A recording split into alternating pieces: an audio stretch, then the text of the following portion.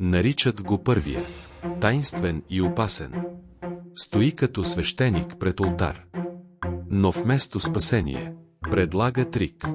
Той укротява страха, съблазнява тълпата и я кара да вярва, че чудото е истина. Но кой всъщност е той? Кой е магьосникът в картите Таро?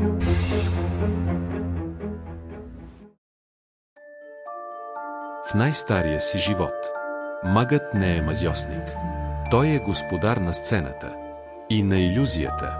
Стои зад маса, с чаши, с монети, с дребни предмети.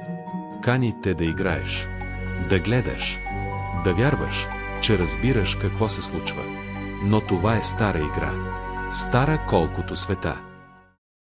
Тази карта обаче има и втори живот. През 19 и 20 век нещо се променя. Старият хитрец от Панаира се превръща в магьосник, в човек на волята, на знанието, на съзнателното действие. Той вече не е просто измамник. Той се издига, става творец на собствената си съдба. И може би, точно в това е най-голямата тайна на магьосника.